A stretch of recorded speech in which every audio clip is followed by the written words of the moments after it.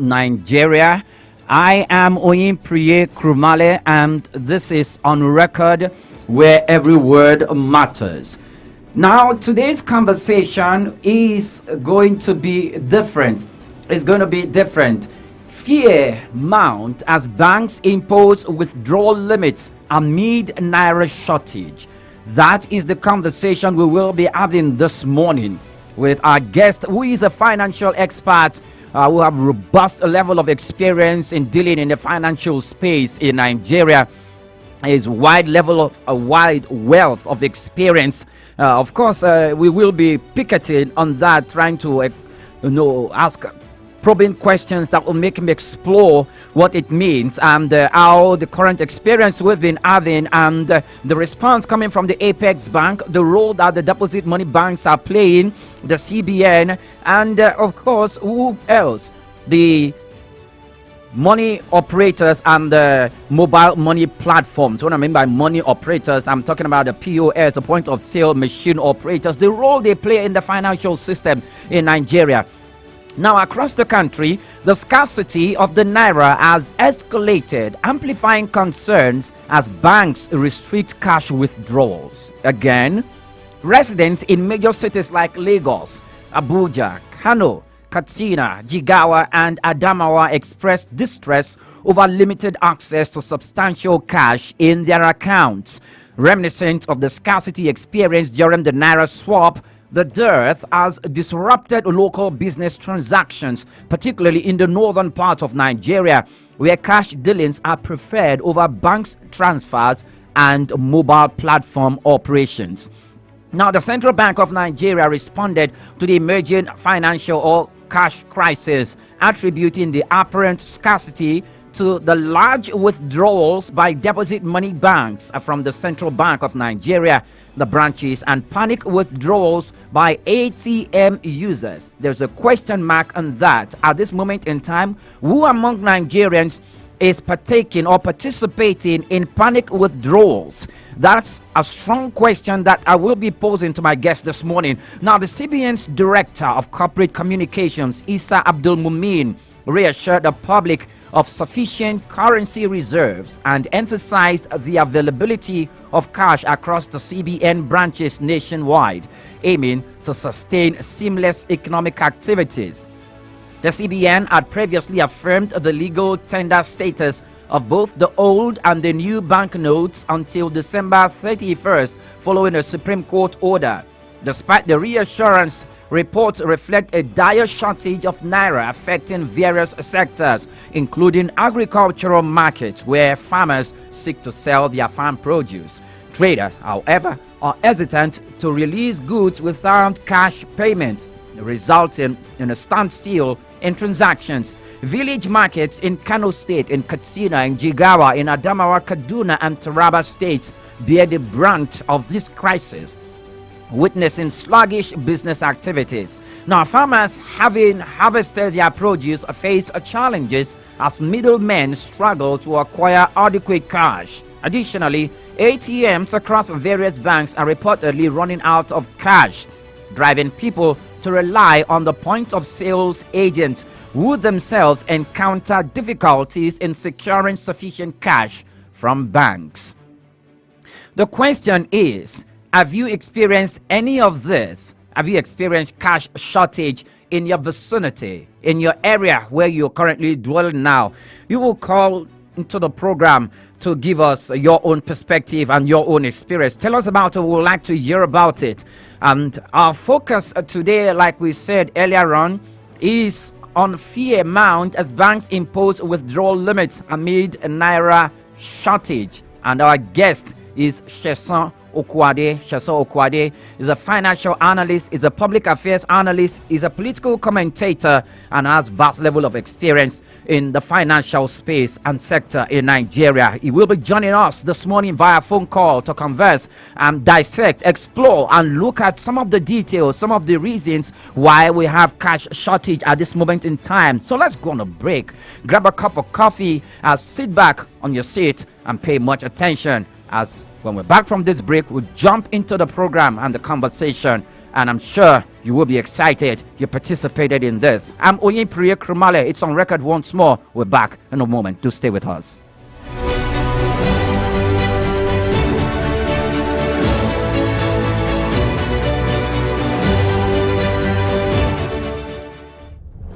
If it's public opinion, expert analysis, information that matters to you, we have it on record. Mondays to Fridays, 9 a.m. on High Impact 102.1 FM. Call us 0700-1021-1021. WhatsApp 0907-224-5018. Welcome to On Record.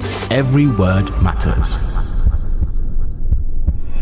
What I want to do is to take Nigeria from consumption to production. My name is Mr. Innocent Chuboma. I started by trading on motorcycle spare parts. They really ask, how much is the Nigerian life worth? Policing is everybody's business, not the business of the men on uniform alone. We will establish student loan 4 years course.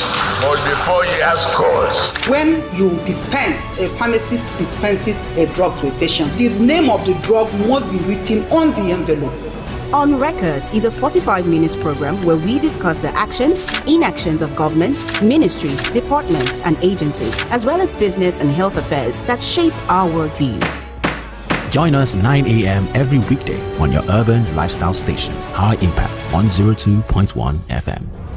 On Record. Every word matters.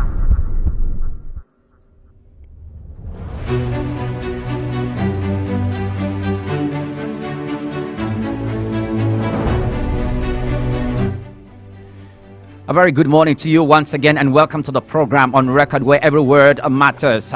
My name once again is Oyin Priye Krumale, and like I said earlier on, fee amount as banks impose withdrawal limits amid a naira shortage. Our conversation this morning is on the withdrawal limits amid a naira shortage imposed by the banks. Fee amount as banks impose. Now, our conversation is going to be with Sheson Okuade, who will be dissecting this issue of cash shortage. So good morning to you, Sheson Okuade, and welcome to On Record.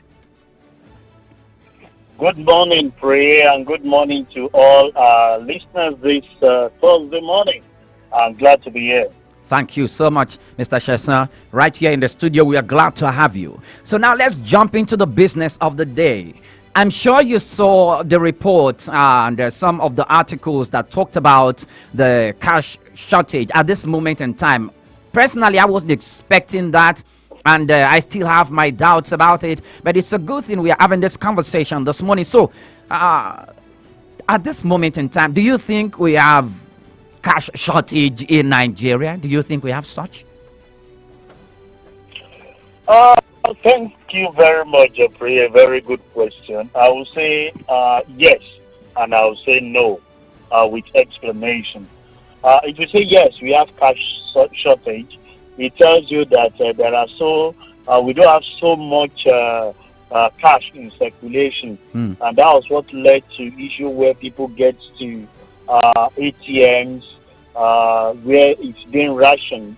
In some part of the country. It may not be too predominant in the commercial areas like Lagos, Abuja, Port Harcourt, Kano, but a lot of some states, you get to the ATM where they have 3 or 4, you have just one functioning, and even there are times you get there none, we actually be dispensing funds. The reason behind it, you and I understand, faced a lot of challenges at the beginning of this year, when we're talking about cash, the currency change, yes, you know, where higher denominations are actually being changed. And don't forget, remember then there was a circular from CBN speaking about, the disposing of or destroying the old currency until the court actually made the move. Then was that some of those things are actually burnt off, which we read in the public domain. How true there was nothing, there was no rejoinder to that to say that was not the issue. So you discover that within that period and now, there's actually been a serious pressure on cash, We've only been managing it because election has come, and during the election process, people come out with a lot of funds. Politicians come out with a lot of funds to really, win the heart of people. And we have a little, though there were challenges because you saw the politicians at that time complaining of those cash crunch. Yes. And I think why it's predominant, being announced now is that we are actually moving towards the Yuletide period. Okay. And I'm sure the elites, the big people, we really do not want to have cash shortage. So what some are doing are really mobilizing funds, keeping, within themselves rather than taking it to the bank. And, it's the common man that will feel the brunt. Those that want to withdraw 5,000 and it's not dispensing, or even 20,000 is not dispensing. I think that is the foundation of the problem, because we've not had CBN, print out either the old or the new currency. The new information we just had recently, it's about them telling us that the old notes become a legal currency even after December. Yes. So we don't know the position where it will take, whether they will try to reprint the old one or the new one, or get us a newer currency that will start using. But I think people are just speculating, just like we have in the foreign exchange, to see how they have enough cash within themselves and not take to bank, so that they will not be stranded during the Yuletide period. All right, thank you very much. Now, Mr. Sheson, I am going to deviate just a little bit from my line of question, because I want to maybe just get a scoop of experience from you concerning this information. Now, before the elections, Nigerian politicians were accused that they purchased the American dollar in large bulks, where some politicians and some political parties, when they were conducting their primaries, they were accused that some of them were bribing their way through with as large amount as $5,000, $10,000, and others $15,000 just to bribe delegates for them to be voted into the primary during the primaries across all political parties. At that particular point in time, the dollar became scarce, and it led to the scarcity of dollar, and it led to the value of the dollar increasing. At this moment, if we are having a similar case where the Nigerian cash is become scarce in its own country, should that lead to the increase in value of the naira? Of course, you know what we faced in February. When we have to go to the POS, yes. When you are not getting the money from the ATM, which is supposed to be free, or a debit of 50 naira as the bank will charge, but you have to go to POS and you are collecting 5,000 and you are paying 1,000 on it, as against the normal 100 naira. I'm sure you know that scarcity on its own will make the value of that currency to go higher. So you'll be paying 6,000 for 5,000. If you are taking 10,000, you are paying as much as 12,000, 13,000. So you can imagine, if you now want to withdraw 100,000 from an ATM service provider, what the cost would definitely be. So you discover that the implication of the scarcity of this fund is immense on business activity. Yes. And I want to believe that the government would definitely sweep into action now that they have actually stopped the approval of the court, and they have the ratification of the president, to make sure that the old currency as we are can go into circulation. A lot of people have actually kept that, during the old time, that the thing actually went, stale with them. Okay. But now they can push it out. Remember those times when they were asked to come out and they exchange the old currency? We are seeing new notes of 2006. Yes. We are seeing new notes, in circulation. As at 2023, you are seeing new notes of 2002, 2006 that has actually not been touched in 200, in 500. It's to tell you that people actually always keep that money in cash. And I think with the announcement of CBN, relaxing to say it becomes a legal tender, we might see more flooding the market, as we speak. Because you can hardly even see the new currency. I mean, the 1,500 and 200.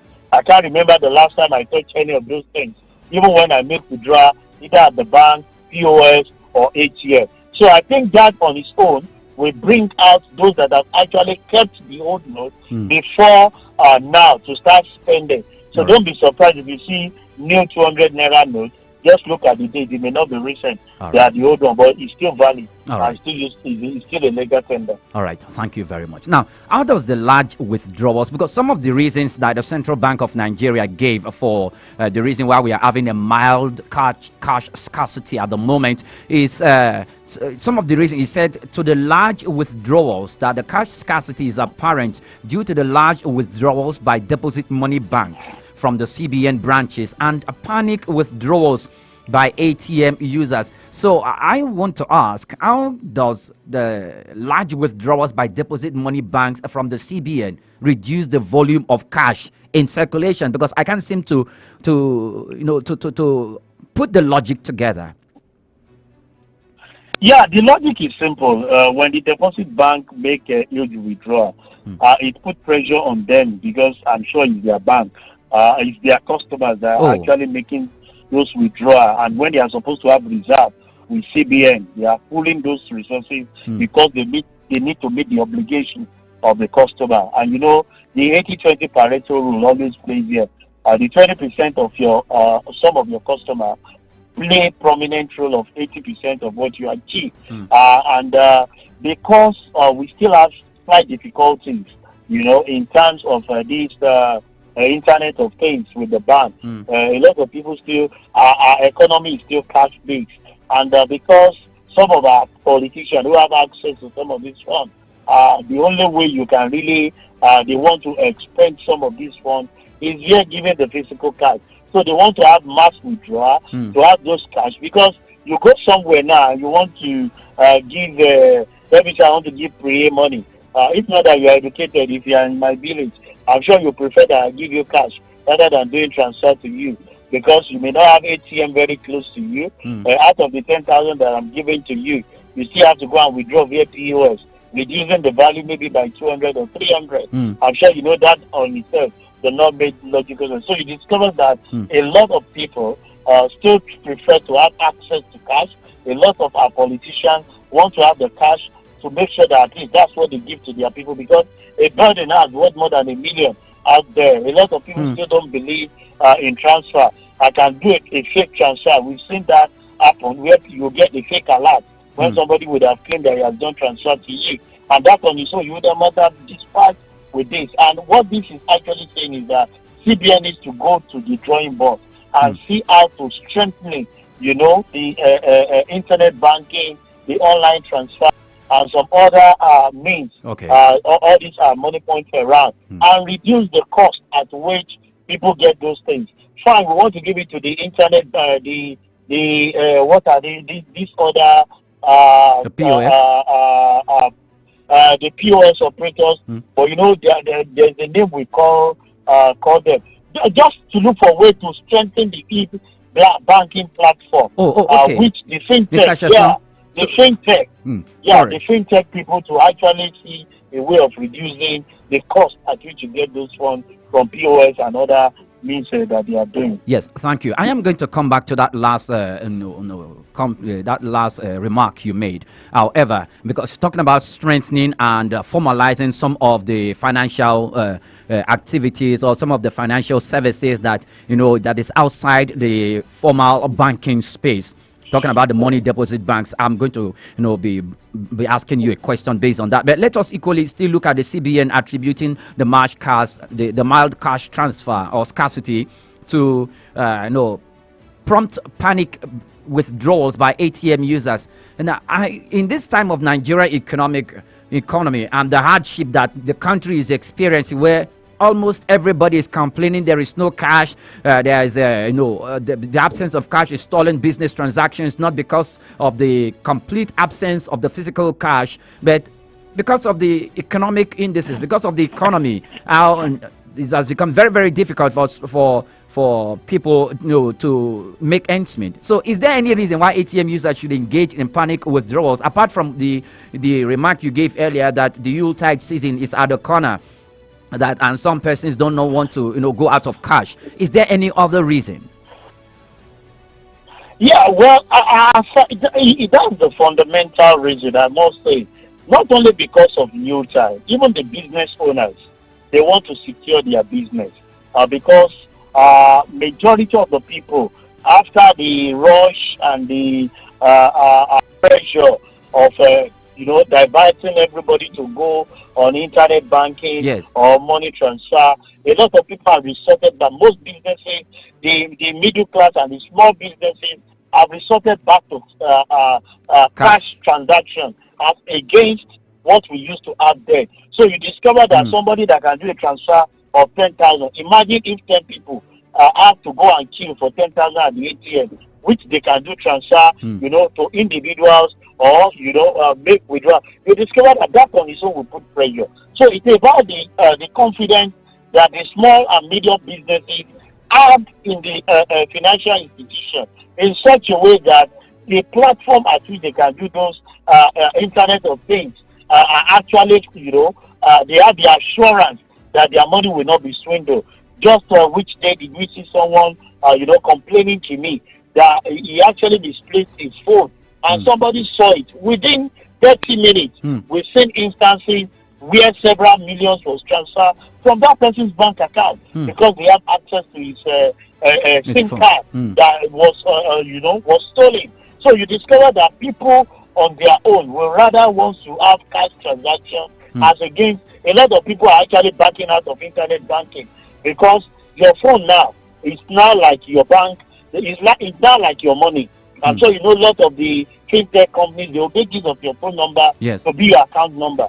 And a lot of people already have access to it. It's just calling your number on that particular, which is easy to know. If I don't know your number offhand now, the only thing I need to do is to dial my number on your phone that has been stolen, and that will give you my number. And with that, you can break it into the account of that person and make away with money. So a lot of people are deactivating the internet banking because there are issues with security, of which we expect that the bank should actually work on so that they can earn the confidence of the populace. All right. Thank you so much. Now, there's this, let's interrogate the issue of banking the unbanked.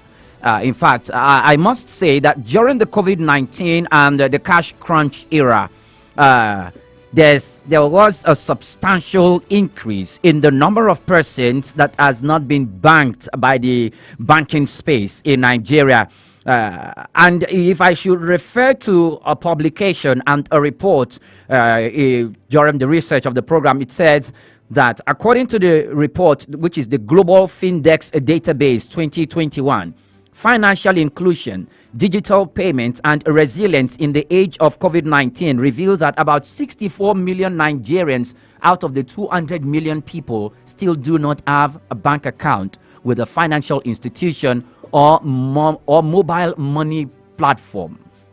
Do you think our experience that we had during the COVID-19 and the cash crunch era, where a lot of persons depended on the mobile money platforms because the conventional banking space was completely jammed and people could not carry out transactions on their apps, but on the mobile money platforms, you have swift responses without any hindrance. Do you think we have grown, we have improved from that 64 million people that were unbanked, or like the previous remark you just made, people going back to cash payments, we have gone back to the status quo in this regard?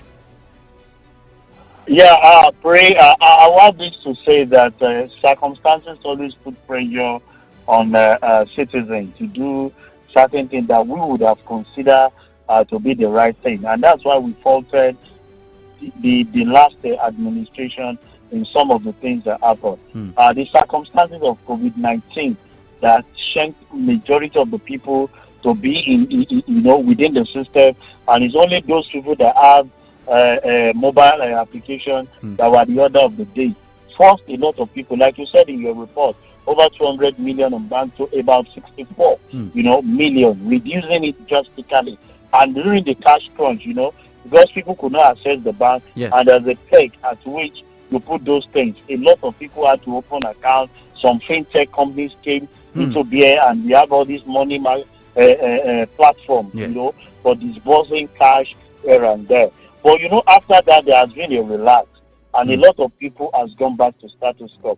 And where I feel the major issue lies is the security of activity on the banking platform in such a way. A lot of people have OTPs and these things, but the hackers are advancing much more than the people, and there seems to be a communication gap between the bank and the populace. You see, when you are making some of these announcements, it should cut across all languages in such a way that people will understand how to protect their account. When your phone is stolen, there should be an alternative way of which you can block your account without getting to the bank.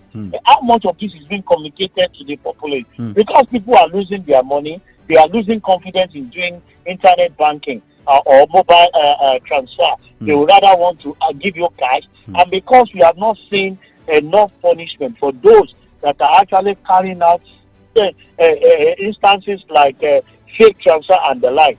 So a lot of people are losing confidence and we're going back to status quo. But I think that the new management of CBN will work in line to improve in the area of security of funds for citizens and create more awareness, at least to keep people up to date, the relevant information that are actually happening in the financial sector. All right. Thank you very, very much. But I think the CBN is not really forthcoming. In fact, if you look at the Central Bank of Nigeria and their activities, most especially in trying to protect the public not to losing their money in the process of transactions and all of that, their effort is quite below standard. It's quite below the acceptability of the Nigerian populace. However, we are going to come back to that. We have to go on break, Mr. Sheson Okunade. Please stay online. When we come back from this break, we are going to be interrogating the point of sales machine operators and their capacity in providing financial services. I want to ask you, Sheson Okunade, I beg your pardon, Sheson Okunade, if you think their roles should be formalized. I'm going to be asking you that if we come back when we return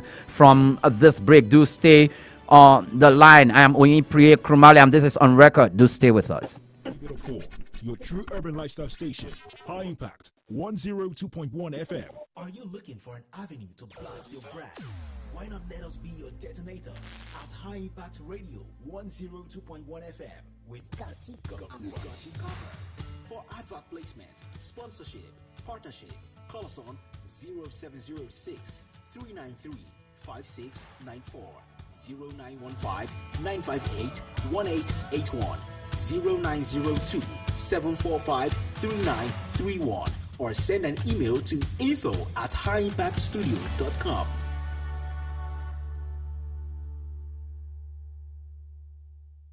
Hey you, do you know where we're going this Christmas? Do you want to know what we are up to? Our daddy is taking us to High Impact Planet Amusement Park and Resort to experience Christmas magic and more. Yay!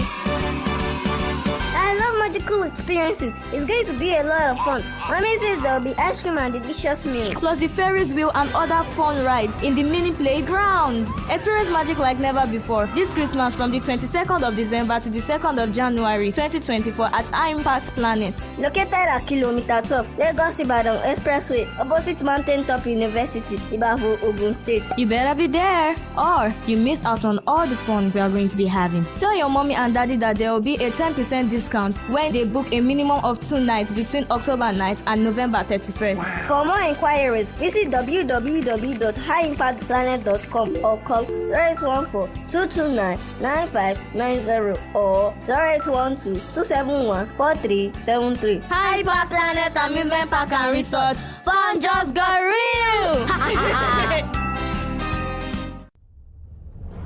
Welcome to On Record. Every word matters. What I want to do is to take Nigeria from consumption to production. My name is Mr. Innocent Chuboma. I started by trading on motorcycle spare parts. They really ask, how much is the Nigerian life worth? Policing is everybody's business, not the business of the men on uniform alone. We will establish student loan 4 years course. Must be 4 years course. When you dispense, a pharmacist dispenses a drug to a patient, the name of the drug must be written on the envelope. On Record is a 45-minute program where we discuss the actions, inactions of government, ministries, departments, and agencies, as well as business and health affairs that shape our worldview. Join us 9 a.m. every weekday on your urban lifestyle station, High Impact 102.1 FM. On record. Every word matters.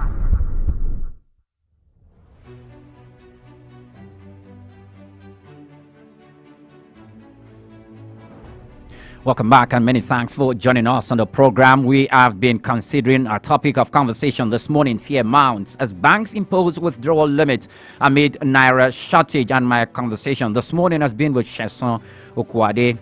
He's an economist, he's a financial expert, and a financial commentator, and public affairs analyst, and political commentator. And his designation is quite robust as well. So we've been talking about the roles different stakeholders in the financial sector have been playing, the new players in the sector, talking about the people operating a point of sales machine, the mobile money platforms, the roles they've been playing, the institutional role that we expect the Central Bank of Nigeria to play and the deposit money banks to play. He has been alluding and referencing the financial sector and the strength. They need to strengthen security in that space in order to protect people's finances and money in that sector. But at this moment of the harsh economic realities, if people are going to the banks to withdraw loads and a large amount of money to keep in their domain, in their houses, physical cash for that matter, I think security-wise, it is not advisable. Sheson Okwade is still online. Good morning once again, and welcome to On Record. Yeah, thank you very much, Pray. Nice to be with you. Thank you so much. Now the phone lines are open: 0700 1021 1021. That is 0700 1021 1021. You can send a WhatsApp message to our WhatsApp line on 0907 224 5018. 0907 224 5018. So back to you, Mr. Sheson. Now, I talked about if whilst the government is looking about, or you made reference about the Central Bank of Nigeria strengthening the security architecture of a financial transaction that is governing both the end users and the deposit money banks, and including the Android users, which will bring IT technologists into the financial space, into the space. So let me look at that. Do you go with the perspective that the system should be looking at, strengthening the capacity of the point of sales machine operators and their agents? Do you think this role should be formalized? Yeah, I will say yes, and I think to some extent they formalized that because we discovered that majority of the people that plays in this space now have to register with CBN and the money deposit banks, the commercial banks have a good track record. They formalized it, if you ask me. Most of the people that are actually doing those point of sales, you discover that it's not something that they do on their phone. They have a particular point of sales machine, which differs from one organization to the other. So those particular machine, they are actually being registered with CBN, the organization that you actually promoted. I won't want to mention them. So, but I think it's been formalized, and that has increased the level of financial inclusion. What do I mean? Just yesterday, I needed to do a transfer to an artisan who complained to me that he was not having his ATM with him, but he needed to get some material. And what he did was to go to a nearby ATM close to him or her, of which I actually questioned. So say, why don't you collect the account number of the person I'm buying those things from, and you need to collect cash, give to the other man. So you can see where we are complaining that the pressure on cash shouldn't be there. But he insisted that the man said he doesn't want transfer, that he needed cash. So I needed to transfer to the POS in front of that man, where he collected cash, and I had to pay extra, funds on it. Yes. So the POS operator, my own observation, which I've read about, has been formalized. The area where people are concerned is how can we reduce, the transaction cost in such a way that now that they have more patronage, I think we should use the approach of the larger the number, the smaller the cost at which you charge people for commission on the transaction. Before now it has not gotten a widespread, but I know the in between 2-3 houses you can see like 3-4 POS operators, and if the business is not coming, people will not be going into it. So we feel that at this point in time, the CBN, who are the regulators, should look for a way to see how they streamline the cost, at which the POS operator agent, charges us in such a way that will encourage people. If you are not going to ATM, you can easily just patronize the POS, or in case you just needed something urgently, you take the card, do what you need to do. For those that are yet to, believe in those online transactions. But I think that they have actually been formalized. Okay. You can trace those transactions when you do them to a particular organization that is carrying it out, and it's not an easy task to register if you are the bulk POS operator, not just the ones on the street. They register them before they even give them those things, so that they can track the terminals that are actually being used in case there are a reason for you to have transaction with those organizations. That's why printing out receipts is fundamental, so that you can use that to trace the transaction. Maybe the transaction number or the reference number will be used to trace what has actually happened at the back end. Either it's debited and with the commercial bank, or the transaction did not go and they have to make reversal, and it's because they have actually been formalized that those operations can be carried on seamlessly. All right, thank you very much. There are other questions relating to this, but because of our time, I would like to run. However, if I'm going to ask it, I'll prefer that you answer it in just between a minute, so I can go to my next question. Doesn't it look contradictory or controversial if the conventional banks and the CBN, and because there was a policy earlier on, even during the administration of President Goodluck Jonathan, before the Buhari administration came into place, and now the Tinubu administration, for cash, the policy to remove or to reduce the transfer using cash, physical cash for transfers. And if we are formalizing or bringing into the frame of things the point of sales machine, they are like mini banks that equally operate physical cash transactions, and for them the security is not well placed because they're in the middle of the streets with bucks of money right within their custody there to dispose to people who sometimes withdraw as much as 50,000, 100,000, 70,000, thereabout. Don't you think this is actually going against the policy, the cashless policy of the federal government? It's really not against it. Why will I say so? That's why you have the cost. And, I'm just thinking through myself that requesting for reduction in the cost of a transaction may really not be a point the CBN or the regulator will be considering. So that when you are doing that, you are doing it at a cost, which you definitely have to pay for. So if I have to collect 50,000 from ATM, it's at no cost to me. But if I need to go to the POS, or if I need to make it at the bank, they peg it and they start charging certain, very minute amount if you make multiple withdrawal. Yes. Or if I do a transfer 200 naira for 10,000 naira withdrawal.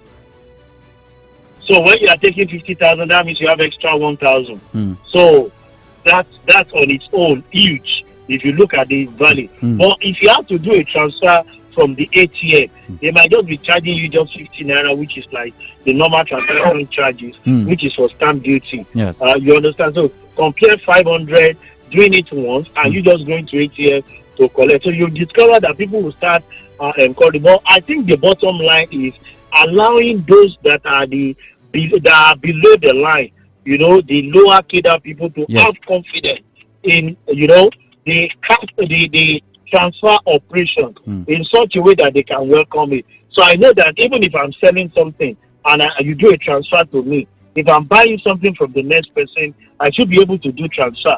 But what we've seen is that the elite seems to have confidence in it, but most of the time, because of the trail of activities, they intend to play down some of those things and go for cash transfer. Right. That has its own implications too, because a lot of people want to avoid tax or transactions that they will definitely be penalized. And so much transactions are going through your bank And don't forget, it's the work of NDIC to make sure that those things are actually tracked. EFCC makes use of it. So there are a lot of things surrounding the issue why we may not be, where we should be in terms of this electronic banking, because a lot of people play, hanky-panky with it and try to hide under what is not. All right. Now, before, this is my penultimate question. Most of the time, including during the time of cash crunch, we could see that Lagos, as the commercial hub of the country, seemed to be a little bit insulated from the hardship being experienced across board in Nigeria, including states like Port Harcourt and a little bit of Kano and Kaduna State, including Abuja. But states like Katsina, Jigawa, Adamawa State, Kaduna, Yobe State, and some other core northern states, including some parts of the south, the southeastern part of the country, the experience was very, very harsh. In fact, it completely stalled business activities. And these are the places where we have majority of persons unbanked, because some of them, without cash, there is no transaction. What do you think the government or the CBN, including money deposit banks, and some of the senators who are representing those senatorial districts are to do to bring the presence of financial institutions there, or to carry out activities and campaigns to promote money banking platforms using phones? You see, I'm sure the cost of setting up branches in some of these remote areas, most of the time, is really not viable for the financial institution, because there are certain fixed operating costs that you need to just battle with. Take, for example, your cost of diesel for you to run because of unavailability of power supply. So that is fixed. The personnel that will work in there, you need to make your environment. You also, because you are setting up a branch in the remote area, then you should look the branch should look unkept. So these are certain fixed costs that discourages most of the financial institutions. What about government intervention? What about government intervention by making available free land for the building of those places, or free properties for the banks to acquire, and probably exempting them from tax and all of that? Yeah, that may not work, for me. It's really not a venture that we want to. Rather than investing that for the financial institution, I would rather use that encouragement for the agricultural sector. Knowing fully well that that's more important than the banking institution. But be it as it may, the introduction of the fintech company has actually opened up, and thinking through again.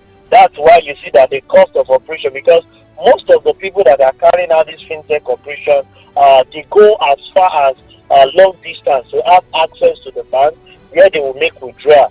Assuming it's like a consumable now, where you have the banks, the manufacturing company moving their products to those people out there. But you cannot be driving bullion van and be sharing money to people along the street. So you need to go to the bank, make your request, and that will be disposed to you. So when you put those logistics into place, it's from there, from their commission, that they compensate themselves. But I think with the fintech that we have now, what we should just try to promote is to give that security. So rather than I going to make withdrawal at the POS point, I would rather do a transfer to the person, and because the person has confidence in me, in welcome dot so is development, and you on your own that you are being paid, when you want to do further transaction, that will do. So that's why we said we want more of security on the Internet of Things, and also enlightenment to the rural area to build the confidence and the assurance that their money is secure. All right.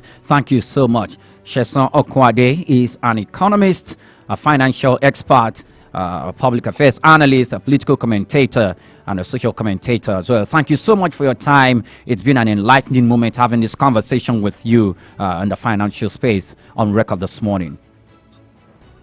Thank you very much, Priya, for having me this morning, and to all our listeners, I want to encourage us to continue to keep faith alive, knowing fully well that this is just like a passing phase for us in this nation. We'll get out of it, and Nigeria will be great again. God bless Nigeria. God bless you too. And that's where we draw the curtain on the program this morning. I am Oyin Priye Krumale. Once again, good morning to you.